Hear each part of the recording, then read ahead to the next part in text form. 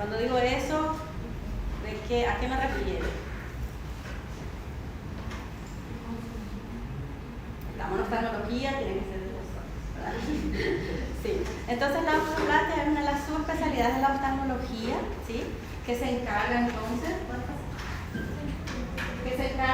prácticamente de la órbita, los párpados y la parte de lo que es el conducto lagrimal, ¿sí? Ustedes saben que por lo menos 19 subespecialidades tiene esta especialidad, la oftalmología. ¿Alguien quiere ser oftalmólogo aquí? Bien. Bueno, yo actualmente estoy trabajando con el Ministerio de Salud, con un ex alumno mío aquí de la UNA. Y es algo muy emocionante porque un día me dijo, doctora, opté por la oftalmología porque me inspiraste en aquel día de clase, me dijo, y eso me hizo sentir muy orgullosa porque ustedes están en una etapa de decisiones, ¿verdad? Entonces, sin duda, yo voy a tirar hacia mi lado y decirles que esta es una especialidad muy linda, ¿sí? ¿Por qué? Porque es tan completa, tiene la parte clínica, para quien no le gusta la parte de sangre, ¿verdad? Y la parte quirúrgica también, entonces se juntan de acuerdo a lo que tú quieras, ¿verdad? También hay la parte de imágenes, como yo les dije, son 19 subespecialidades. Entonces, soy especialista en ecografía ocular, soy especialista en glaucoma, soy especialista en retina, soy especialista en estrabismo, soy especialista en oculoplástica, ¿sí? Entonces, de ahí otra vez vos tenés esta variedad de opciones para dedicarte a lo que es esta rama de la medicina, ¿está bien? Entonces, no hace falta entretenernos mucho en la parte de anatomía porque yo sé que ustedes son los mejores en cuanto a la anatomía y tampoco vamos a desperdiciar nuestro tiempo sabiendo que ya llegué un poco tarde también, ¿sí? Entonces, ¿qué ustedes saben de los párpados? ¿Qué me pueden decir? Así sin leer. Por lo menos una función del párpado. ¿Qué hace el párpado? Protección, ¿verdad? ¿Y qué saben de ese tejido allí? ¿Ya escucharon hablar que el párpado es el que tiene la piel más fina de todo el cuerpo humano, verdad? Sí. Prácticamente no tiene tejido celular subcutáneo. Entonces, son pliegues especializados de la piel que contienen glándulas sudoríparas, ¿sí? También tiene glándulas sebáceas, tiene músculos, tiene tarso, tiene glándulas tarsales, que es la glándula del bigono, tiene las células caliciformes que son importantes también para la producción de los componentes de las lágrimas, tiene el tejido conjuntivo tarsal, también le incluye, y la función principal del ojo es, como dijo el compañero, proteger, ¿sí? Así. Entonces, estos son los datos cuando uno mira, ¿verdad? ¿Qué es lo que encuentra? Párpado superior, párpado inferior, el surco palpebral, superior e inferior, y esto vamos ya para la parte facial, ¿verdad? Recordando un poquito entonces de lo que es la musculatura, que también colabora con adelante, con lo que es el movimiento, la producción de los párpados. Tenemos principalmente entonces el corrugador, el próximo y el frontal, que son súper importantes. Acá tenemos otra vez el músculo auricular con todas sus partes, ¿verdad? ¿Quién recuerda? Pretarsal, preseptal y orbital, ¿verdad? Seguimos. Entonces acá del perfil tenemos nosotros lo que son prácticamente los componentes del párpado, ¿sí? Seguimos nomás. Aquí entonces un cadáver, pasa otra vez. El ligamento de Whitney, que es prácticamente la que le da el soporte, la protección, ¿verdad? Seguimos más. ¿Y qué es esto?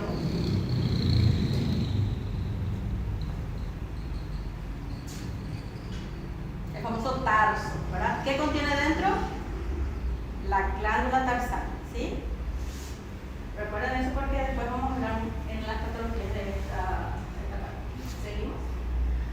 Entonces, como dijimos, contiene células caliciformes, contiene músculo, contiene glándulas, contiene todo esto. Bueno, es todo verdad. Ahí está, ¿sí? Seguimos nomás. Pasamos más. Párpado inferior. No es diferente, ¿sí? Solo que es un poco más sencillo, ¿sí? Seguimos con la línea gris que divide entonces la lamela anterior y la lamela posterior, que son importantes para principalmente el acto quirúrgico, ¿verdad? En ciertas patologías.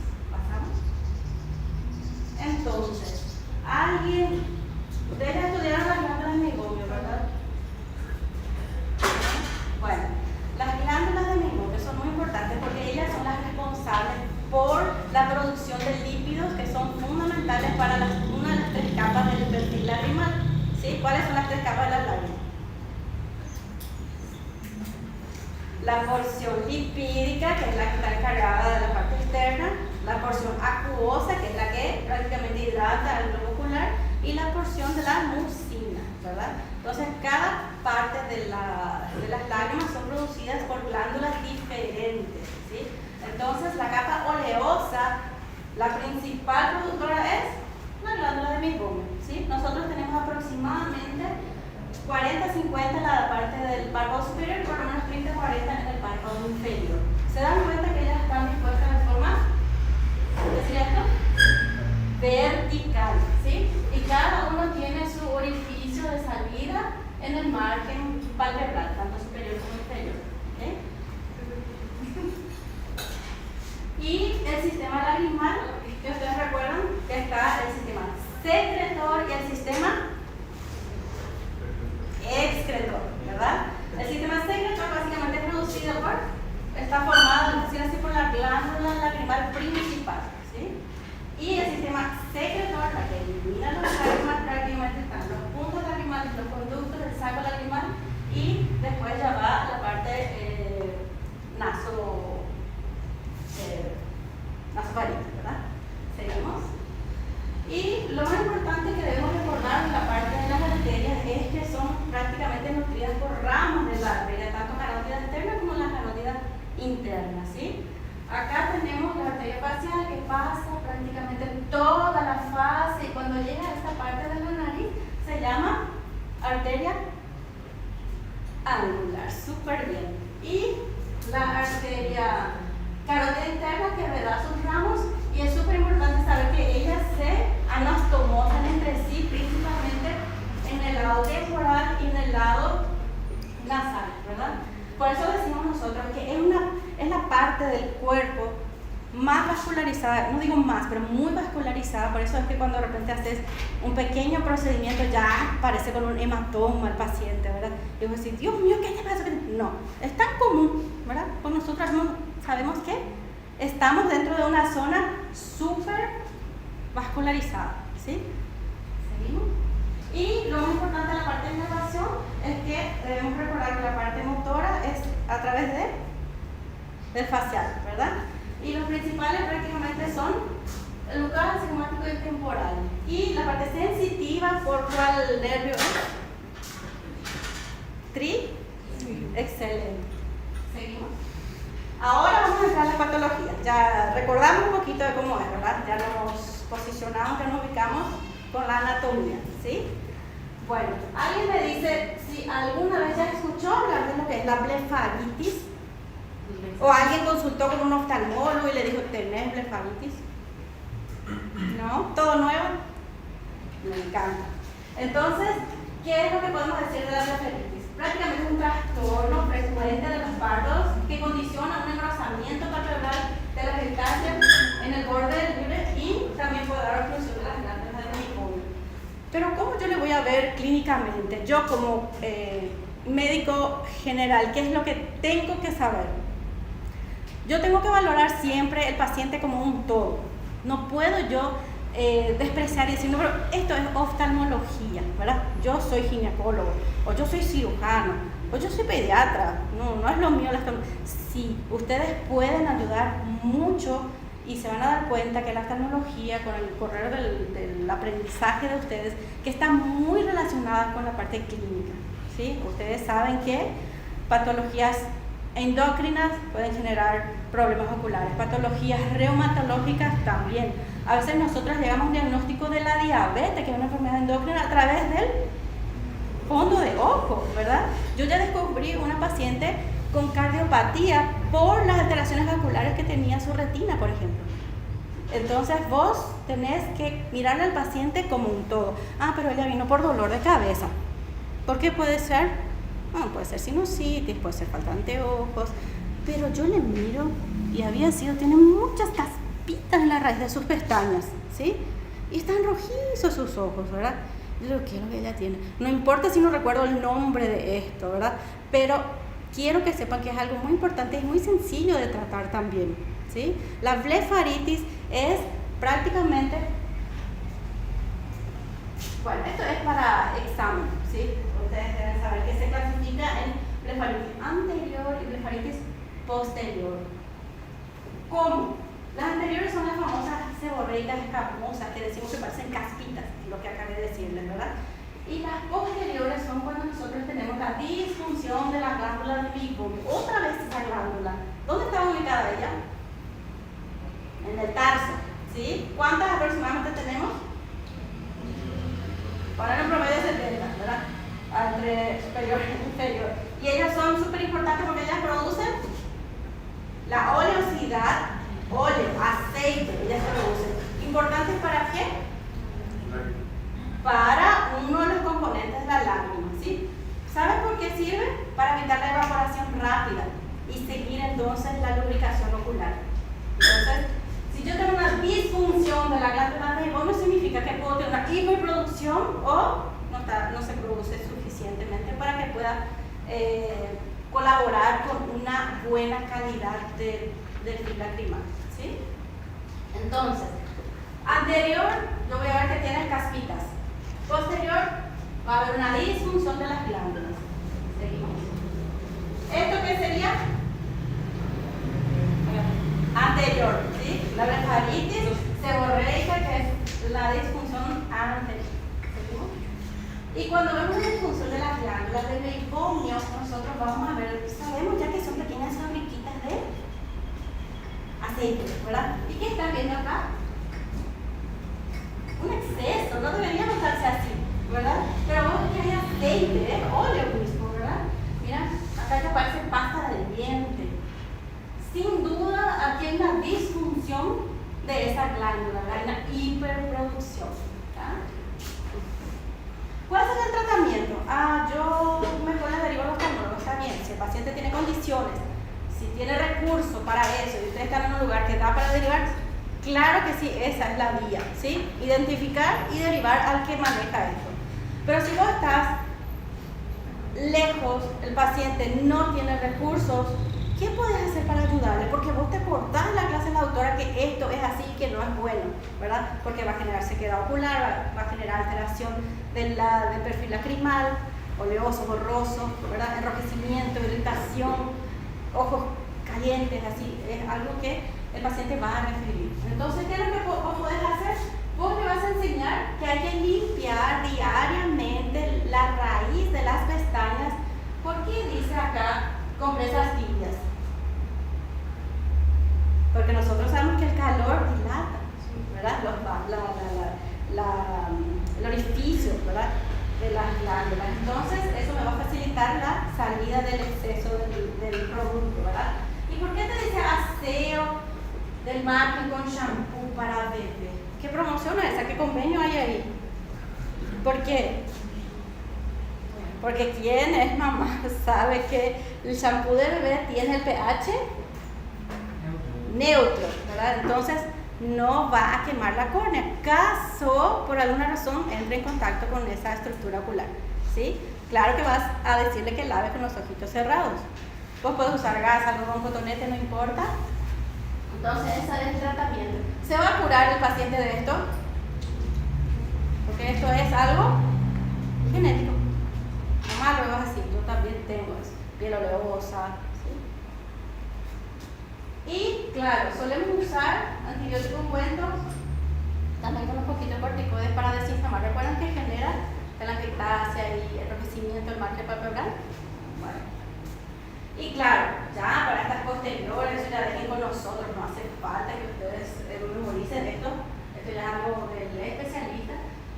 Hay en algunos casos que nosotros usamos ya tratamiento bioral, ¿sí? Seguimos. ¿Todo bien con la blefaritis? ¿Sí? Otra patología que nosotros ya conocemos es el famoso orzuelo. ¿Cómo se le llama también al orzuelo popularmente? Terçol en portugués. Después, viuva, le dicen los otros, ¿verdad?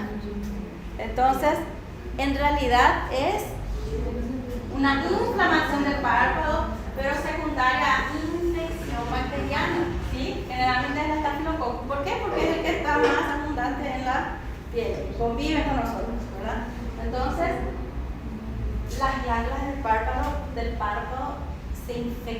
¿sí? Por este agente bacteriano.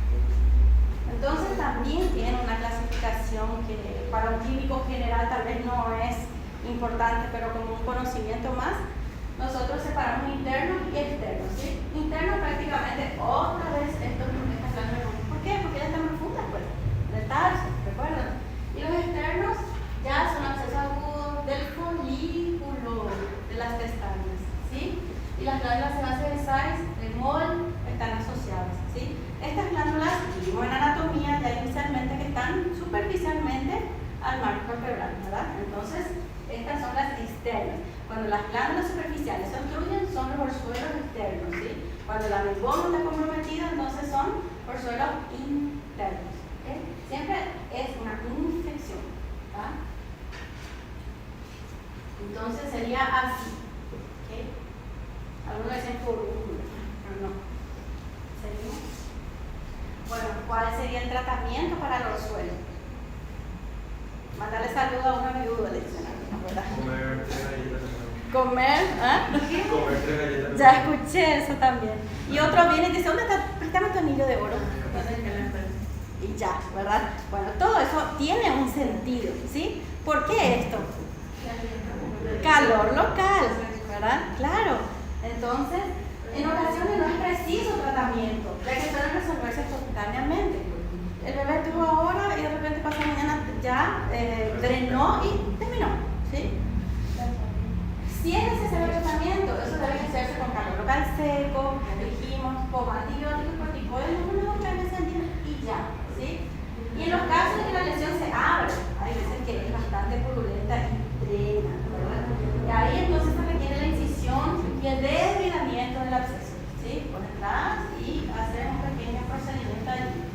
Los orzuelos externos asociados a un furúnculo piloso, simplemente sacar el pelito, ya prácticamente, por eso nosotros lo hacemos con lámpara de hendidura, ¿sí? ¿Ya visitaron algún consultorio oftalmológico? ¿No? Como alumnos no. Como paciente. ¿Todos ya consultaron alguna vez en la vida? Sí. Ok. Muy Muy bien. Entonces, espero que este año me designen un grupo, entonces vamos a hacer esta práctica y vamos a expandir un poco más esto en el Sanatorio Internacional, ¿sí? Pero ahí ya depende del doctor Carlos porque él es el que divide los grupos, ¿sí? ¿Y qué sería el chalazo? ¿Ya escucharon? Bueno, orzuelo, todo el mundo piensa que orzuelo es todo lo que es pelotita, orzuelo, ¿verdad? Había sido no, ¿sí? Existe un diagnóstico llamado chalación, ¿sí? ¿Qué es el chalación? Básicamente es la inflamación lipogranulomatosa crónica de una glándula parenteral. ¿Qué glándula es otra vez esa? Sí, bueno. Cuando hablamos de chalación, hablamos entonces de esto, ¿sí? ¿Por qué? Porque el conducto está obstruido. Hay veces que pasan maquillaje las chicas fin de semana o principalmente las bailarinas que usan mucho maquillaje y llegan al consultorio el lunes con ese ojito ya inflamado, casi la misma característica que el orzuelo, pero no tiene aspecto de pus, ¿verdad? ¿Y por qué les parece que sucedió esto justo después de la presentación de su baile? Exceso, ¿verdad? Y no se lavó para dormir y entonces obstruyó, ¿sí? Ocurrió la obstrucción, antes de la anterior, ahí. Ocurrió entonces el bloqueo de su conducto de drenaje, ¿sí? Y como él no sabe que tiene que parar de producir su secreción, él sigue formando y quedando un quiste, ¿sí? Sí. Entonces ese es el aspecto. Muy parecido, ¿verdad? Solo que no tiene esa pus localizada, vamos a decir así. ¿Cuál es el tratamiento para esto? Son varios, ¿sí? Puede también cesar espontáneamente. Tenemos que siempre darle una chance. Yo suelo esperar por lo menos 30 días después del inicio para decidir drenar o no quirúrgicamente, ¿sí? Dale el tiempo, el cuerpo puede reaccionar y cesar espontáneamente, ¿sí? Pero en algunos casos, cuando no ocurre eso, después de un mes y ya no, y el paciente estéticamente ya no les favorece, entonces nosotros podemos recurrir a estos tratamientos. Uno de ellos es la inyección de la triamcinolona, que es un corticoide en la conjuntiva en la zona de la lesión, ¿sí? Y esperar que suceda. El más común, lo que más hacemos es la extirpación quirúrgica, porque el paciente no tiene paciencia, dice que es horrible, quítame por favor. Entonces ya recurrimos para la extirpación quirúrgica de la lesión, ¿sí? Mediante la eversión del párpado y la resección de la lesión hipofibromatosa, ¿sí? En el caso de la rosácea, hay personas que tienen diagnósticos dermatológicos, ¿verdad?, que propician a que esto ocurra. Entonces, por ejemplo, acné rosácea, dermatitis seborreica, entonces ahí ya probablemente tratamiento vía oral vamos a necesitar, y a veces en conjunto con la dermatóloga, ¿sí? Entonces, pasamos. Esto que sería un drenaje quirúrgico del chaláceo, ¿sí? Ahora, el que me responde ya va a ganar su puntaje conmigo de 1, ¿sí? ¿Quién me describe esto? Ya entraron a cirugía también, ¿verdad? No. Bueno, entonces acá tenemos una pinza que le está aislando al chalazo. Esto es con una versión palpebral, ¿sí? ¿Cómo está posicionado el bisturí? Vertical. ¿Por qué? ¿Más fácil? No. Siempre hay un porqué. ¿Cómo? Exacto. ¿Qué va a pasar si yo agarro el bisturí hago deformación?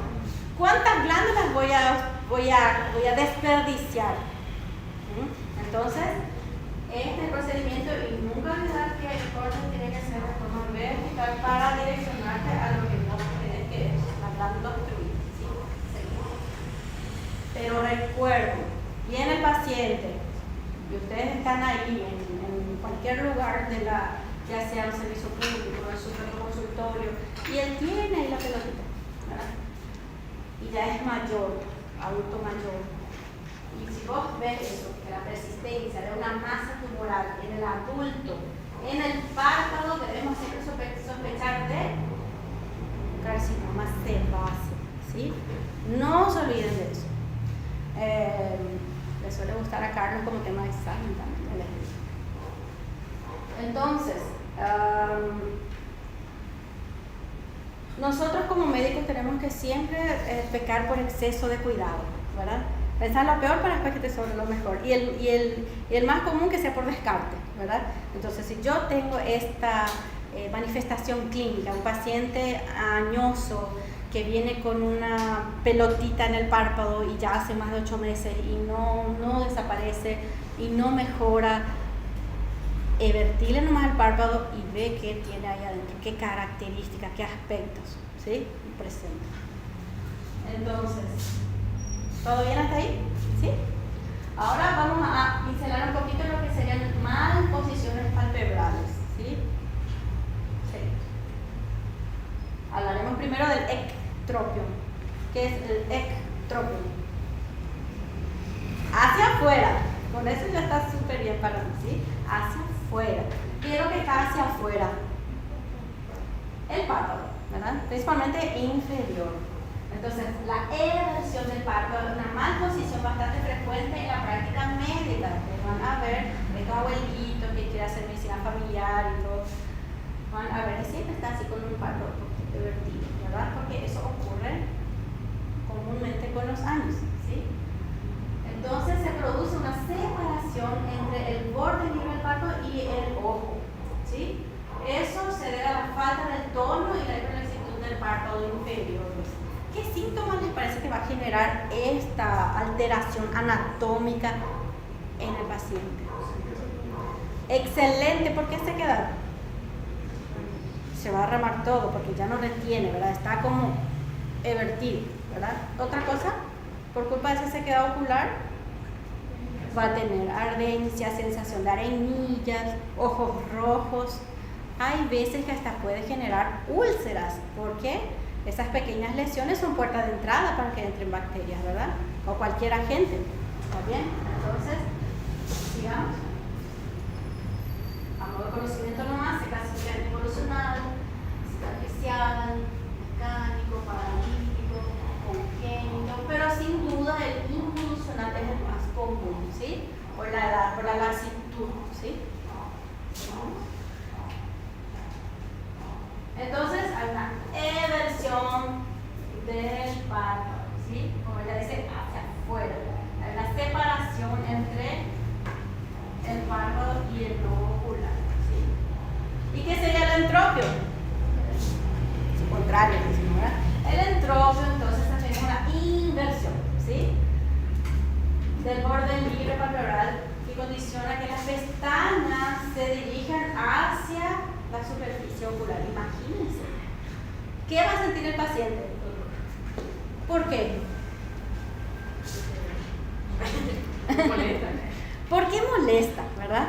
Pero científicamente por el roce que va a generar con la superficie ocular. Ahí estamos hablando de la córnea, ¿verdad? ¿Recuerdan la córnea? ¿Cuál es la capa más externa?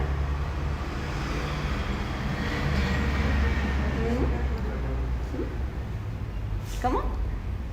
Sí, está bien. Bueno, ¿cuántas capas tiene la córnea? Son 5 y la sexta fue descubierta en 2013, que es por la capa DUA. Bueno, pero hasta ahora la literatura 5, le dicen, ¿verdad? Epitelio, membrana de Bowman, estroma, Descemet y endotelio, ¿verdad? Entonces, el epitelio, por suerte, es la capa que se puede regenerar. Pero cuando ella sale, nosotros decimos desepiteliza. Hay una desepitelización corneal. ¿Y qué va a pasar ahí? Las fibras nerviosas van a estar todas expuestas, ¿verdad? Entonces, nosotros sabemos que el ojo, principalmente la córnea, es la estructura más inervada, más sensible del cuerpo humano. Es 400 veces más sensible. Por eso cualquier cosita que vaya al ojo ya prácticamente está incapacitado, ¿verdad? Porque el dolor es muy fuerte y molesta mucho. Entonces, ¿cómo actúan? Pásame, por favor. Se clasifica prácticamente parecido, ¿verdad? ¿Cómo actúan estos pelitos cada vez que ella parpadea? Como un cuerpo extraño rozando continuamente. ¿Cuántas veces por segundo nosotros debemos parpadear? O sea, ¿cada cuántos segundos necesitamos parpadear? ¿Sabían que cada 3 segundos? Imagínense en un día cuánto trauma para esta pobre córnea, ¿verdad? Entonces, ustedes, vino por dolor de cabeza y vos ves eso, ¿vos le vas a dejar así? Por favor, orientale, guiale y decirle que esto tiene solución, ¿sí? ¿Y qué sería la triquiasis?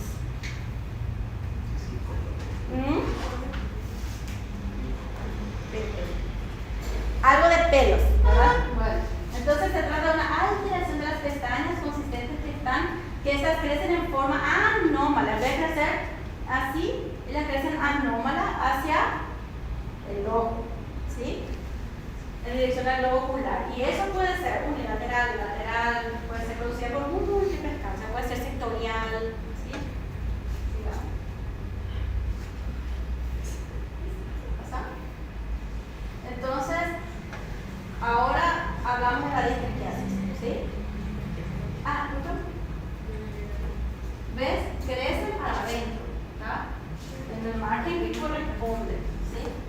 Ahora, la distriquiasis, que es un diagnóstico diferencial de la triquiasis, se trata de un trastorno congénito infrecuente, que produce la aparición de una segunda línea.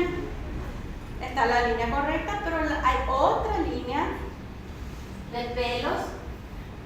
Por suerte, son finitas, aberrantes, una menor longitud, frágiles. Puede producir a veces irritación, a veces ni el paciente se da cuenta, ¿sí? Entonces sería más o menos así. Acá están las pestañas, donde deben de estar, ¿sí? Esta es la fila. De repente aparece una segunda hilera. ¿Qué es esto?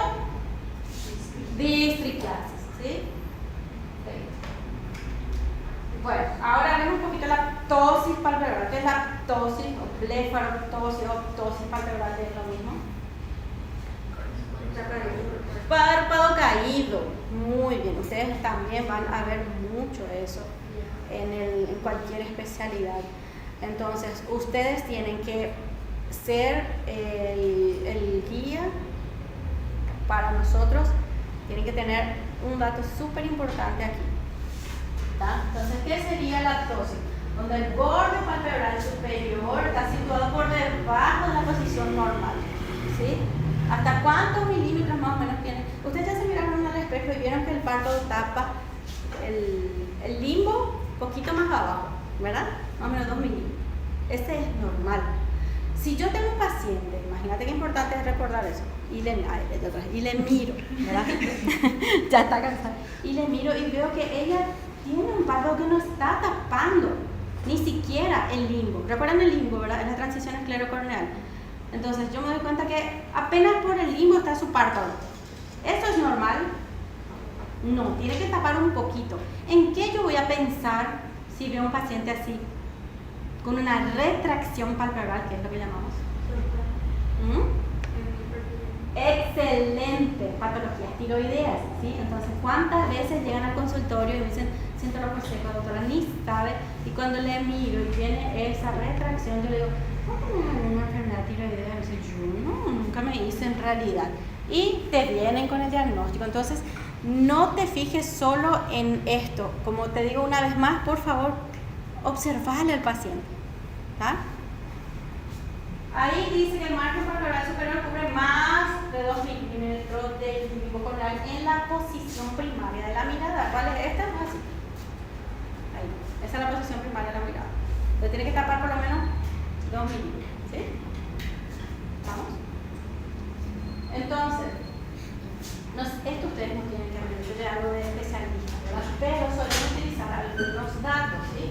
Utilizamos la escritura palpebral donde medimos la distancia del margen del reflejo pupilar y tiene que tener un valor normal de 2.4 a 4.5 más o menos, ¿sí? También se evalúa la función del músculo elevador del párpado superior. Se usa también si el fenómeno está presente y hacemos también el test de la fenilefrina para evaluar y clasificar y en base a eso determinar la técnica quirúrgica que vamos a utilizar para esto, ¿sí? Entonces, acá ¿qué le está haciendo? Evaluando la función del músculo elevador del párpado superior, ¿sí? Seguimos. Y aquí es la función, como les dije, la distancia del margen con el reflejo pupilar, ¿sí? Esto, ¿sí? ¿Qué les parece? Cuanto menor, más ptosis, ¿verdad? Entonces se clasifican miogénicas, moneuróticas, neurogénicas, también mecánicas o traumáticas. Con un golpe, bueno, se sonó el elevador y ahí ya la caída, ¿verdad? Siempre tiene una historia o un antecedente de trauma. Ahora tenés que pensar, por culpa de eso, y va a ser sangrado. El principal, sin duda, es la aponeurótica, que es también por la exactitud de las estructuras que sostienen, ¿sí? Así. ¿Todo bien hasta ahí? ¿Sí? También necesitamos tener una noción de lo que son las patologías tumorales, ¿verdad? Claro que existen varias patologías benignas, ¿sí? Pero yo, ¿qué quiero de ustedes? Que estén atentos a los signos de alarma, ¿sí? Entonces, cuando yo veo que esa característica no es muy benigna y tiene ese aspecto, ¿no?, de malignidad, tengo que recordar principalmente estos cuatro tumores palpebrales, ¿sí? Hablemos entonces del carcinoma vasocelular. Ustedes ya tuvieron dermatología. ¿Recuerdan? ¿Sí? ¿Cómo es el vaso celular? Es liso, medio violáceo, ¿verdad? Es muy típico, ¿verdad? Pero él tiene varios tipos, puede ser nodular, ulcerativo, esclerosante, ¿verdad? Pero se sabe que por lo menos el 60% ocurre en el párpado inferior, ¿sí? Y entre todo esto, el canto lateral es el menos frecuente, ¿verdad? Es el crecimiento lento, por suerte, ¿sí? Y representa entre 70 y 96% de los tumores palpebrales malignos, o sea que es el más frecuente de los tumores, ¿está bien? No metastatizan, ¿sí? Importante. Pero no es por eso que le voy a decir, bueno, tranquilo, vamos a dejar ahí. Siempre derivar el paciente con el profesional indicado, ¿sí? Ah, pero ella vino solamente porque tiene un sangrado irregular cada mes. Igual, vos observaste, es tu responsabilidad, es tu obligación, tal vez la única oportunidad que ese paciente tiene para que alguien diga que esto no está bien ahí y se le ayuda entonces a llegar a una conducta que para él va a ser un beneficio, ¿está bien? Y el espino celular, por suerte, 2 a 5% de los tumores palpebrales malignos. ¿Por qué digo por suerte? Porque este tipo de cáncer es muy agresivo, grande potencial en vasculoritaria, metastatiza, esta puede llevar a la muerte, ¿sí? Es feo. Sigamos. Y el carcinoma sebáceo. Yo ya leí eso en algún lado de la clase de hoy, ¿verdad? Carcinoma sebáceo. ¿Dónde fue? Cualquier masa tumoral persistente en el adulto. Cierto. Cuando estudiamos chalación dijimos que la persistencia puede ser un carcinoma sebáceo. Muy bien. Entonces, generalmente se origina ¿de dónde? De la glándula tarsal, ¿sí? Por eso sebáceo. Es un tipo de tumor palpebral maligno raro, pero puede ocurrir, ¿sí? Más como en mujeres con más de 60 años que en el párpado superior, ¿sí? Metastatiza en 40% de los casos, ¿sí? Bastante.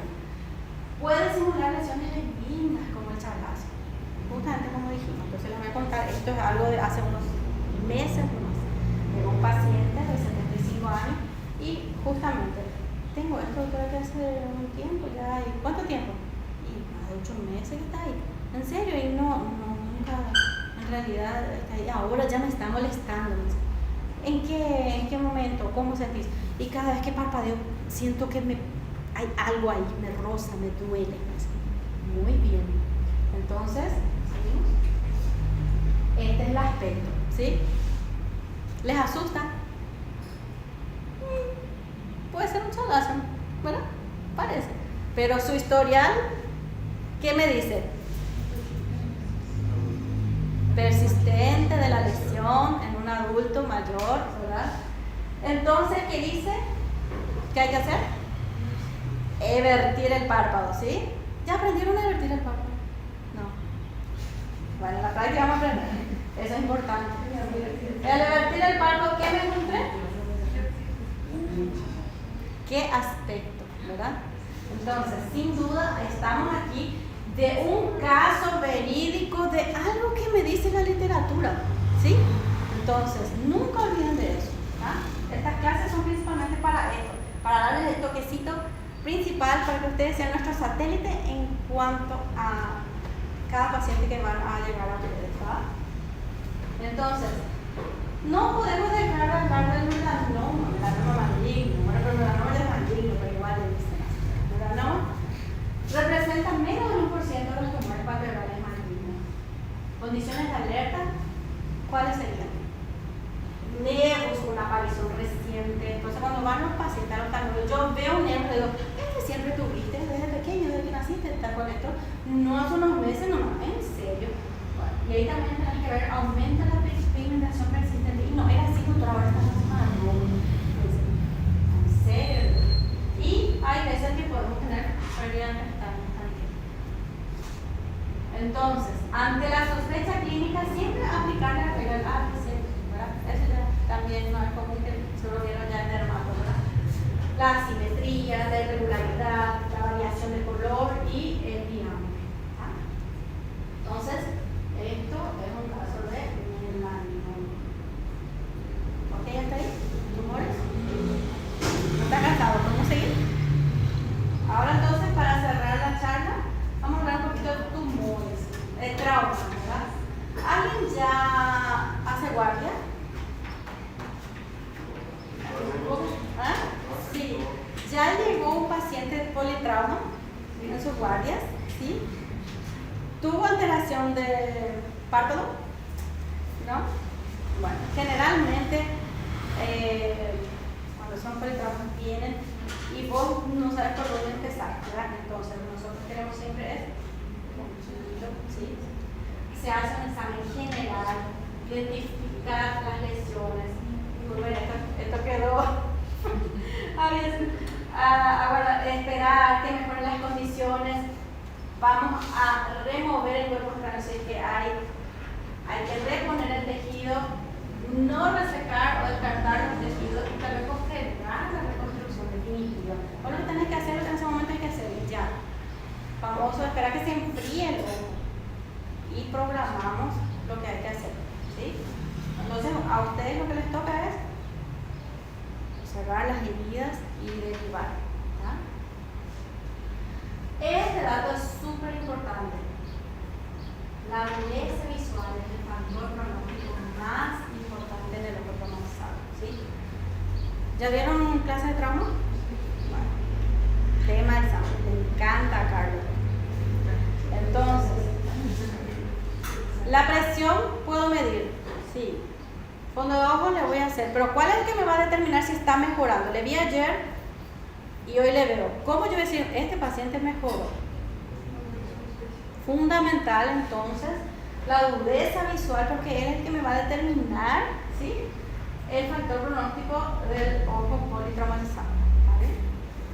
Entonces ahí, para que no se empaten mucho, blanco y negro, hay gente que no puede ver sangre, o acá no, ¿verdad? Acá somos todos medios. Seguimos. Y los principios básicos, ¿verdad? Paciencia y cuidado del manejo, preparación inmediata, eso todo van a ver con mi cámara también, ¿sí? La herida tiene que limpiar bien, ¿sí? Evitar curativo compresivo, hay gente que le pone luego la cabeza y recuerden que pueden tener un compresivo ahí, ¿verdad? Y eso puede dar además atrofia nervio óptico también, ¿sí? Por llegar a un